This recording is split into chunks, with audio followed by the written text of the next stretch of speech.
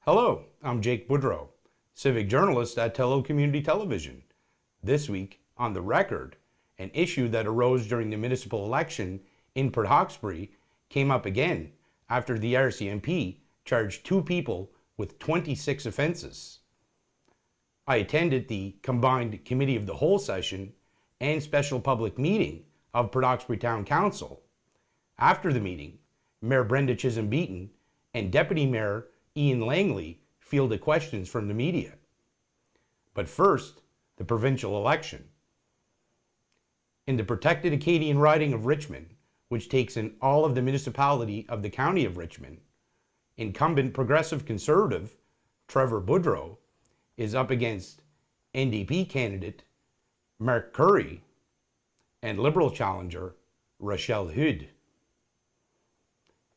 In the riding of Inverness, which takes in the town of Port Hawkesbury and the municipality of the County of Inverness, Liberal candidate Jamie Beaton is up against NDP candidate Joanna Clark and Progressive Conservative candidate Kyle McQuarrie. Voting takes place on November 26th from 8 a.m. to 8 p.m. at polling stations around the region. Among the first items discussed during the Committee of the Whole session of Port Hawkesbury Town Council on November 19th were the priorities for the upcoming term as outlined by Mayor Brenda Chisholm-Beaton. What the intention is that, now that we've had opportunities to orient our new council members, we would like to spend some time in December to talk about in a little bit greater detail what we were hearing at doors, but also to identify what are going to be our priorities or our moving targets for the next 4 years, from 2024 to 2028. In identifying those priorities, we want to make sure that, once we understand what priorities that we want to pursue as a town, then we need to strike some committees to be able to manage those priorities. And the reason why we want to strike committees is that we want to make sure that we're providing opportunities for people in our community to do that work with us.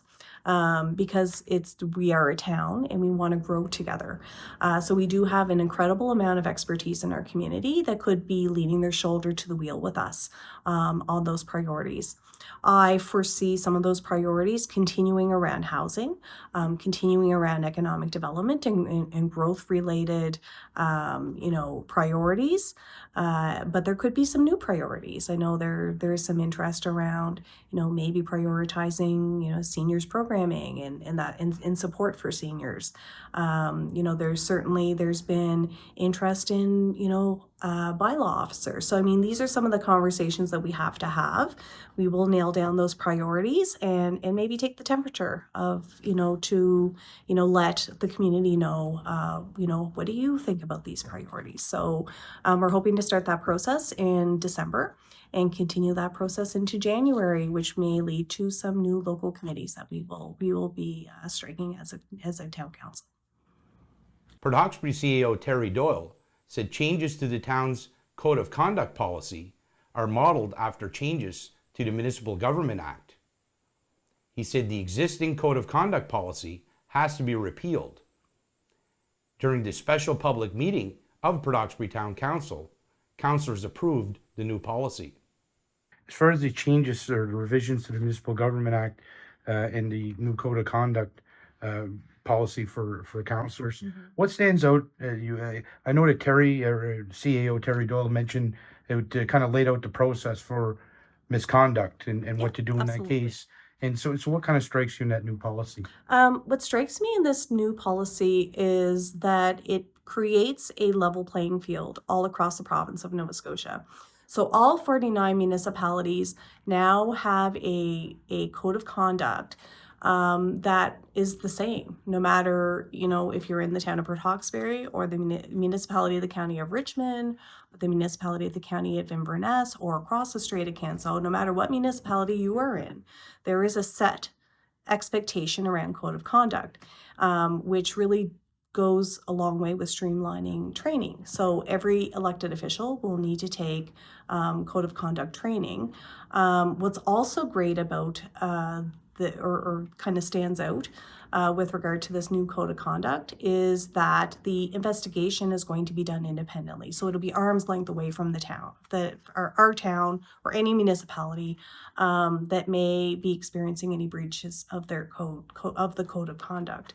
So that kind of takes I guess the pressure off the CAO for us in specifically. I can't really speak to how code of conduct was handled in other municipalities. So I can only speak to how we have handled code of conduct in the past. And it, creates a little kind of like, because the CAO is the only employee of council, having the CAO investigate codes of conduct complaints from one of the people who is responsible for him as an employee, kind of created just not a great avenue for dealing with code of conduct complaints.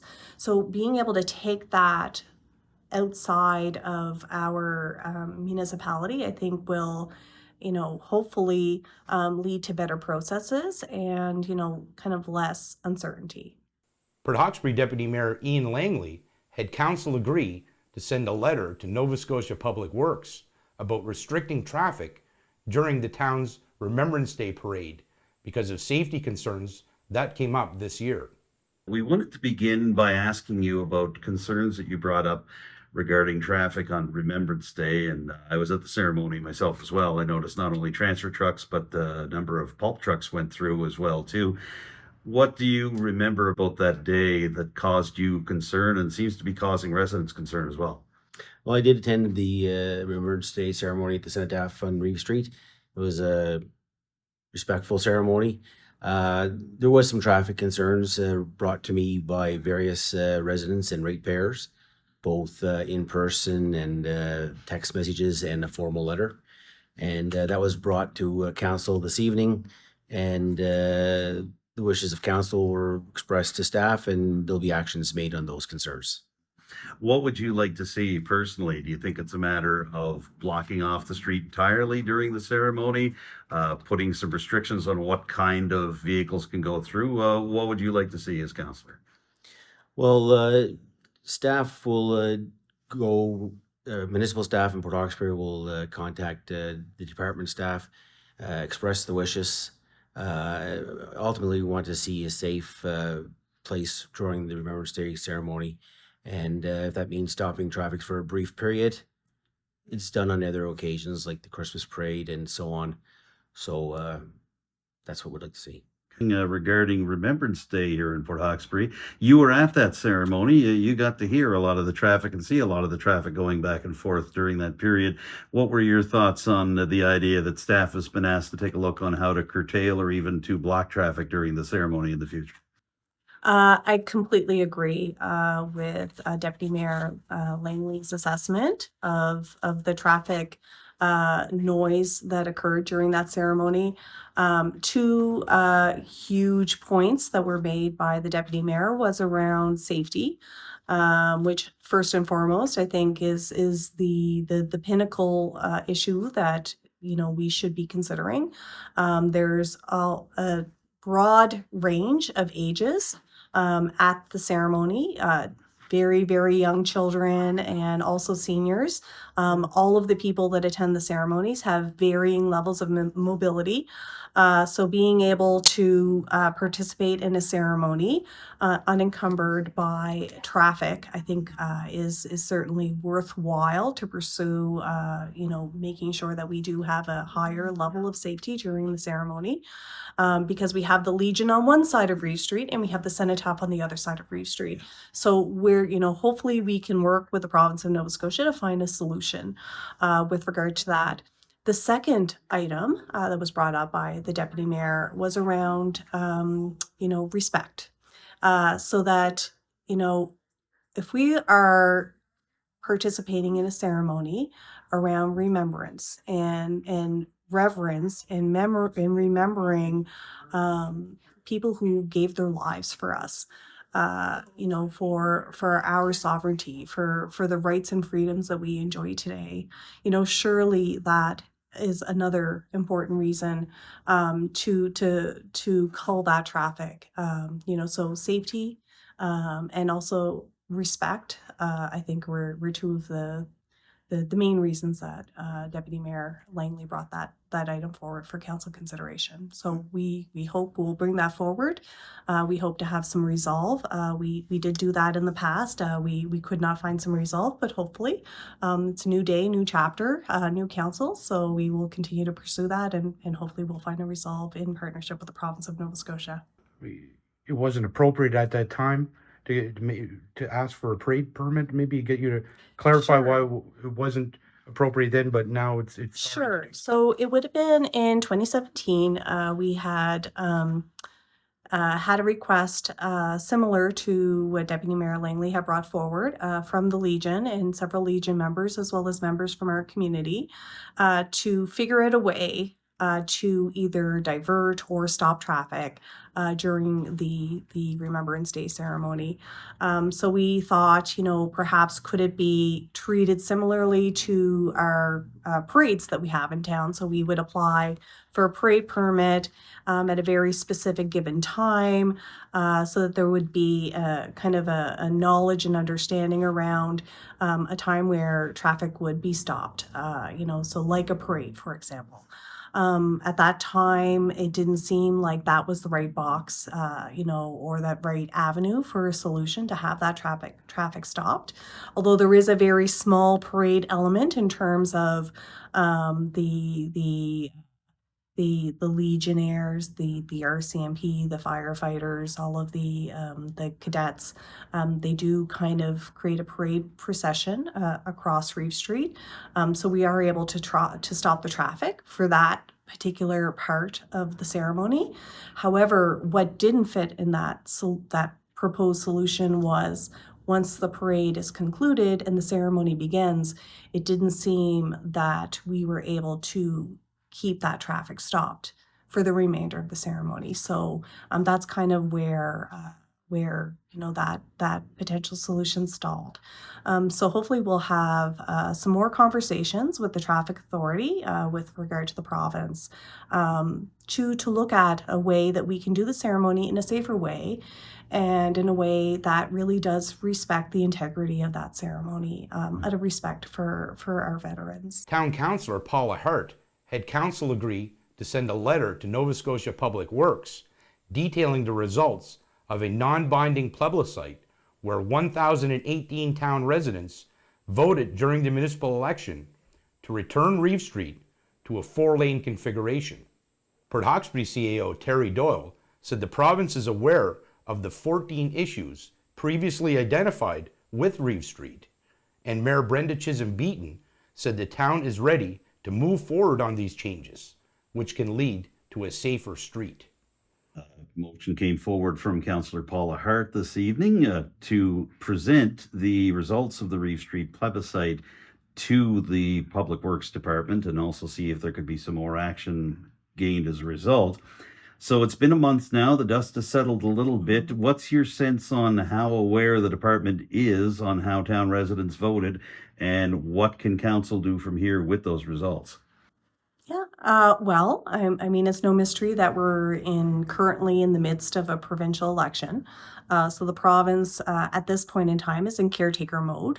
So, with regard to the proposed and approved letter to the province of Nova Scotia, as outlined in our council meeting, basically some of the items that we'd like to express in a letter is around, just confirming that the non-binding plebiscite results and what they are.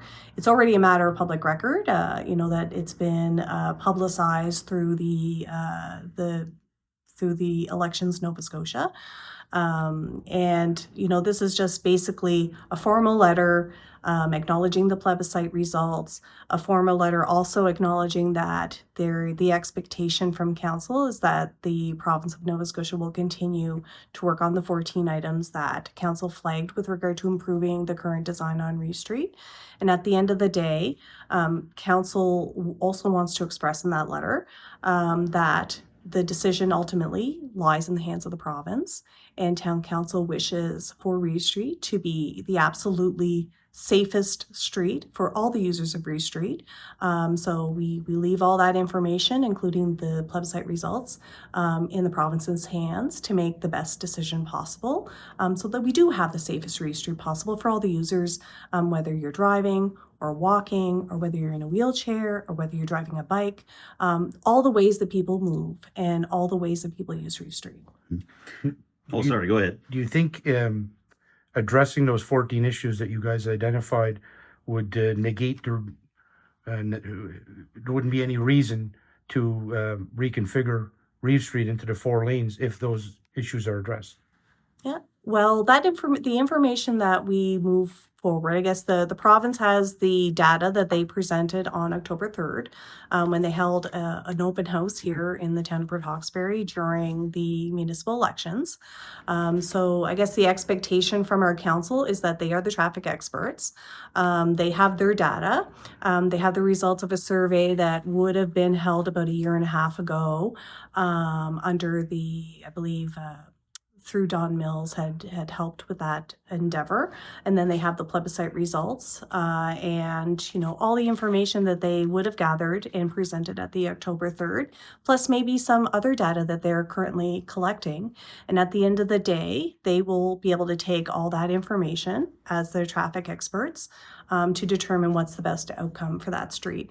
But we definitely want the strong consideration of the 14 items that we outlined, that we determined to be current risks on Reeve Street, anywhere from signage to improvements needed to the intersections and design at intersections, to the appropriate modernized light fixtures, dedicated left turn lights, for example, smart lights, I think is the proper term for them. So all of the items that were flagged by our previous council, I think the expectation is that, in their final decision, should they keep this current design, that those 14 items would be rectified.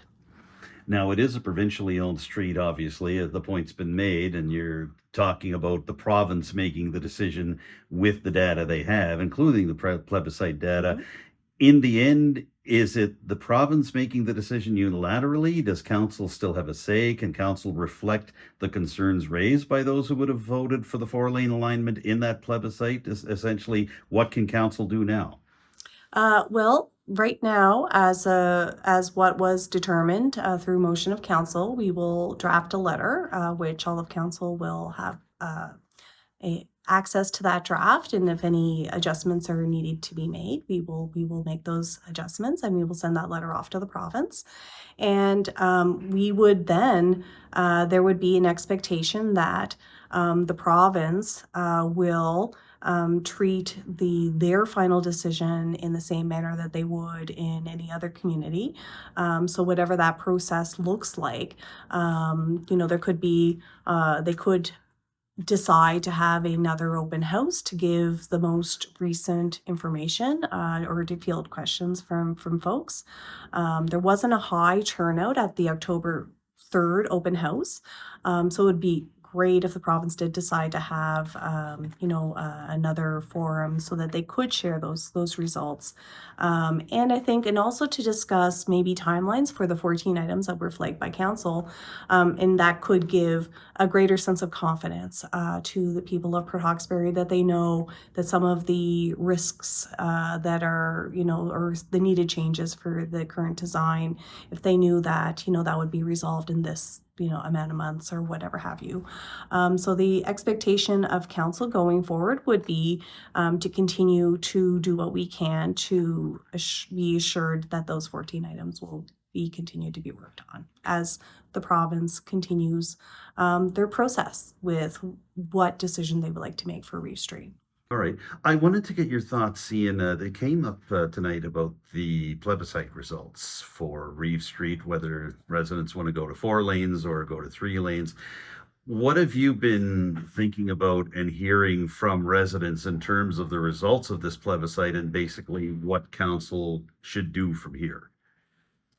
I haven't heard anything from the residents on the result of the plebiscite. I've heard lots about them during the campaign. We want a safe street. It's a commercial street. It needs to be functional for the commercial district, but it needs to be a safe street. And it's the province's street. We've had input into design, and ultimately the province will do as they wish, as long as it's safe. We'll make sure of that. So council voted tonight to make the province aware of the plebiscite results once again. It seems like they are already aware, but also to see about getting some action and getting the discussion going again. Do you feel that council can represent the wishes of those who voted in the plebiscite, even though it's non-binding, while still keeping Reeve Street safe? Look, Adam, we're looking ahead. That street has lots of land that's prime for development. We're going to seek as much development as we can for Port Hawkesbury, and that's if it's a safe street, that's number one. After that, I'm after developing all the vacant land that's on that street as possible during this term. First-time town councillor Ian Langley was named deputy mayor at the combined committee of the whole and special public meeting. He received 1,229 votes in the municipal election, the highest vote total of any town council candidate. He will remain in the position for the next year. I just wanted to get your reaction to being named deputy mayor. I know that it's kind of a formality, but it is a tradition, and you were the highest vote getter, so it must be nice honor to receive. It is a tradition. It's no tradition to me. When I was growing up in this town, I remember there was a deputy mayor that was there term after term, Mr. Hector McGuinness, World War II veteran, member of the 1st Special Service Force, combined unit of elite troops, Canadian U.S. 1st Special Service Force. Councillor Hugh McDougall's father was a member of that troop, and others. So I'm in for one term. This is a new tradition of going since 2020. I learned this evening, and I guess they put the deputy mayor with the highest votes for the first term, and I guess they'll follow through from there. I'm not really look. I'm going to work as hard as I can, whether I'm deputy mayor or not, and I'm sure the other councillors will. There's a great bunch elected here. Very much looking forward to working with them all to bring as much development as we can to Port Hawkesbury. Deputy mayor or not, doesn't matter. I'm just going to ask you about Ian Langley being named deputy mayor, and he's first-time councillor, but seems that he's could be up to the task.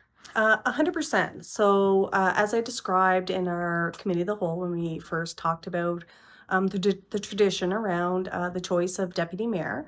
So Ian Langley is the people's choice for deputy mayor. He had the most votes over all the council members that were, or I should say council candidates who were running for the 4 council positions.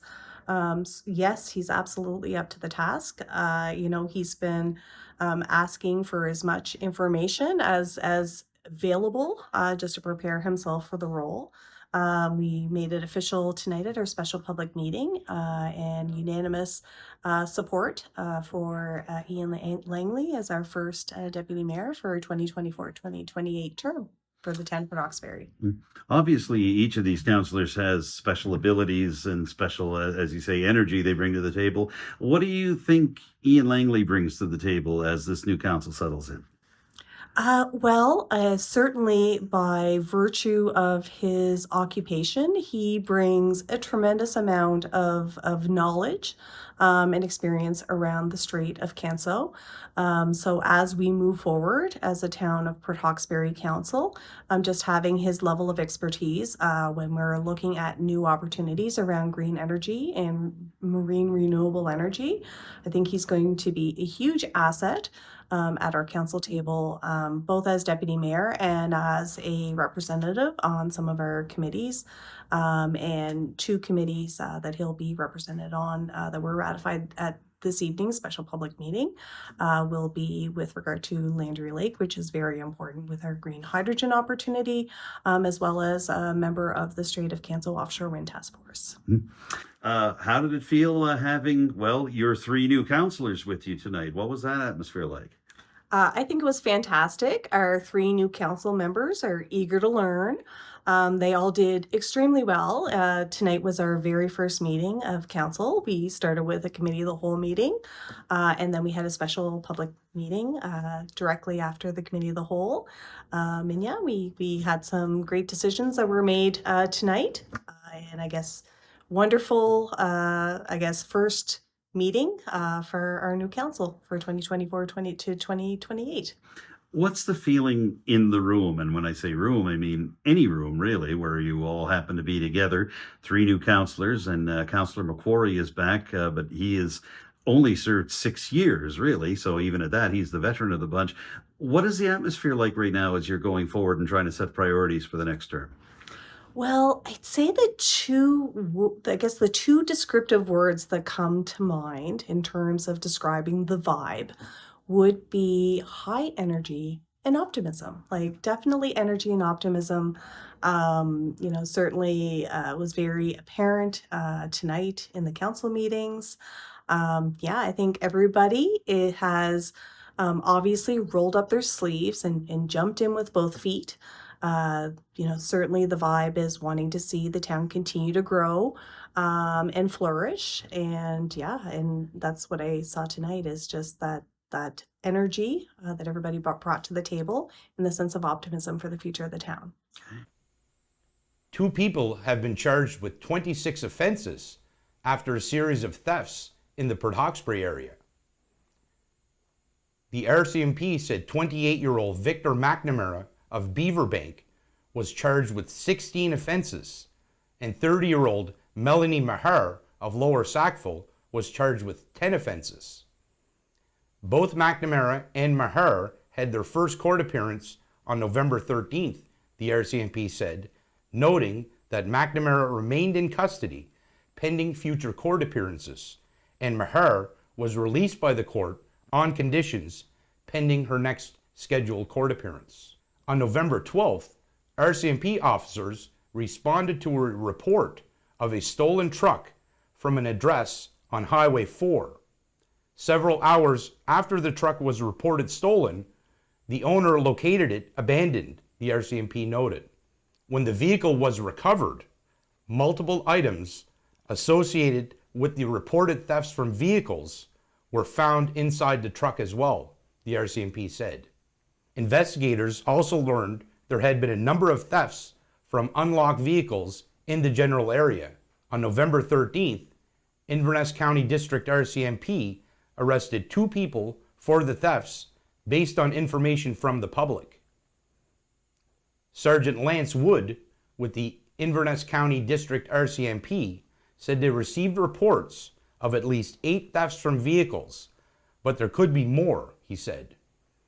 Anyone with information about these thefts, including footage from dash cams or doorbell cameras, is encouraged to contact Inverness County District RCMP at 902-625-2220, or they can contact Nova Scotia Crime Stoppers. During last October's municipal election, candidates raised the issue of thefts from vehicles that took place around the town of Port Hawkesbury. Thank you for watching. Please tune in again to find out what we will be talking about on The Record.